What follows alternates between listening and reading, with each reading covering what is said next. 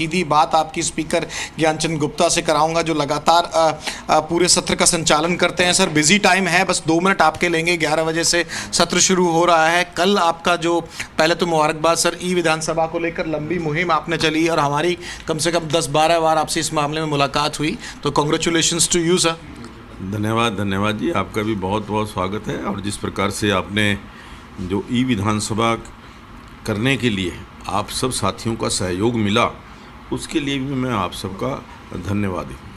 Sir आज के सत्र की बात कर लेते हैं। कल हंगामेदार रहा, क्या कुछ होगा? एक नई जानकारी आप दे रहे थे जो गाय की हत्या को लेकर, वो शायद नोटिस आया है आपके पास? नहीं, देखिए वो गाय हत्या नहीं, मैं कह रहा हूँ एक लिम्पी जो बीमारी है, वो आज प्रदेश के कई हिस्सों के अंदर जो गायों के ऊपर बीमार, विशेष तौर पर वो बीमारी आई है और कई जगह पर उसके कारण, बीमारी के कारण कुछ डेथ्स भी हुई हैं गायों की।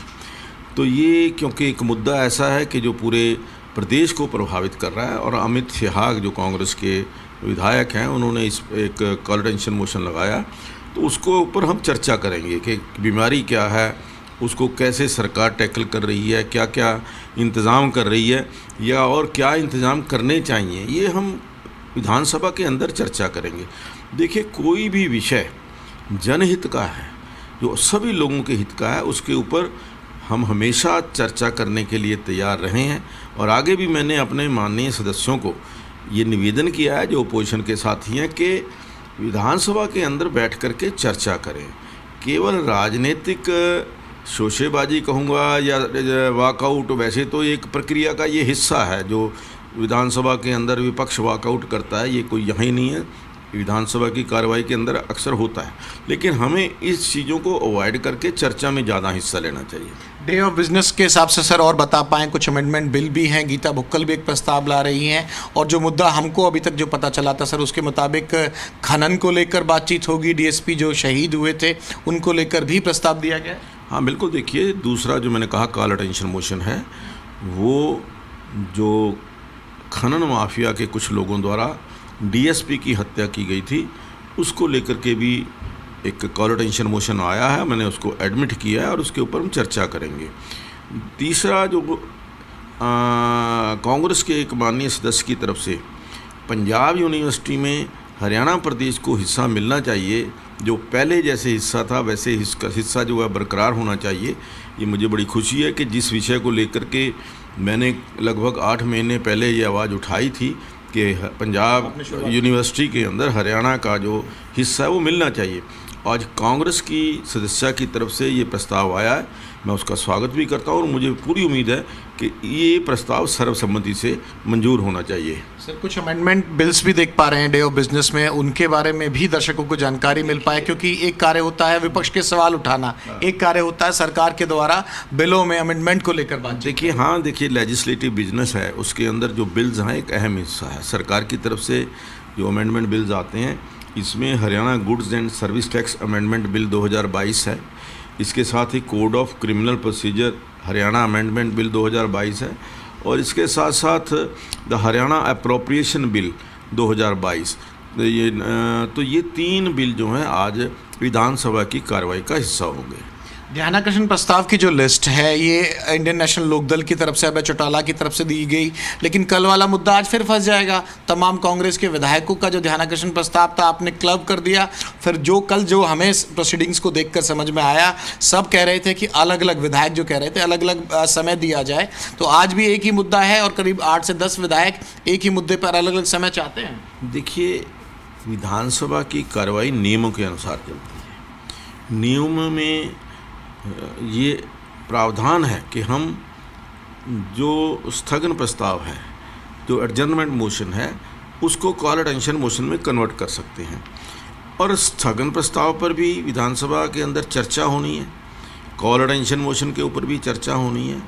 तो कॉल अटेंशन मोशन के जरिए हम विषय को विधानसभा के अंदर चर्चा करवाएंगे, और मैं सभी अपने विपक्ष के साथियों से निवेदन करूंगा कि चर्चा में, एक सार्थक चर्चा में हिस्सा लेकर के जो जन समस्याएं हैं या जो ज्वलंत मुद्दे हैं उनके ऊपर चर्चा करें। सर ये बात होगी टेक्निकली कि भाई स्थगन ना करके कहीं ना कहीं चर्चा करें, लेकिन एक चीज़ जो समझ में आती है, जो मोटा सब विधायक कहते हैं कि भाई हमारा भी इस विषय पर कुछ कहना है, हमें अलग से समय दिया जाए।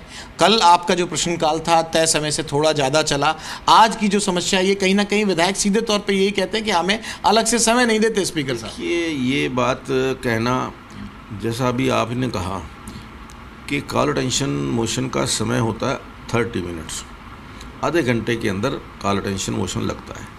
कल कॉल अटेंशन मोशन के ऊपर ही 2.25 घंटे चर्चा हमने कराई।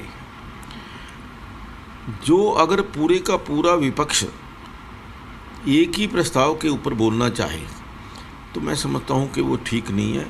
या तो कहीं ना कहीं कांग्रेस के नेतृत्व के अंदर या नेतृत्व की बात के ऊपर उन विधायकों को विश्वास नहीं है। जो पूरे की पूरी लिस्ट जो उनके विधायकों की है वो उस स्थगन प्रस्ताव के अंदर लिखते हैं।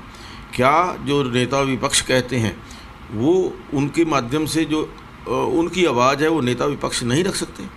क्या हर व्यक्ति को, हर विधायक को, मैं मानता हूं कि बोलने का अधिकार है, लेकिन समय की भी सीमा है।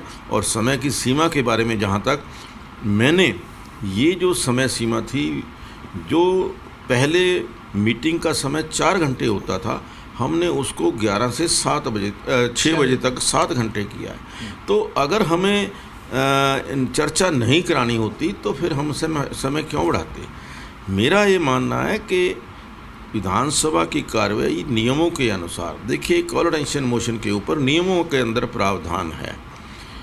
अब के जो फर्स्ट कॉल अटेंशन देने वाला व्यक्ति है, हमारी जो जहाँ पर कॉल अटेंशन रिसीव होते हैं, फर्स्ट जो कॉल अटेंशन जिसका आया होगा उसके नाम से वो कॉल अटेंशन लगेगा। बाकी क्लब हो जाएंगे उसमें। बाकी क्लब होकर के मैक्सिमम सीमा वो 5 की है कि ज़्यादा से ज़्यादा उसके ऊपर 5 विधायक अपनी बात रख सकेंगे। और वो भी क्या है, हम उसको अलाउ करते हैं। हालांकि रूल्स के अंदर तो ये है कि जिसने कॉल अटेंशन मूव किया है, जो उसने कॉल अटेंशन की भाषा लिखी है या कॉल अटेंशन का सब्जेक्ट लिखा है, वो ही पढ़ करके वो विधानसभा के अंदर पटल पर रखेंगे। इससे अलावा वो बाहर नहीं जा सकते।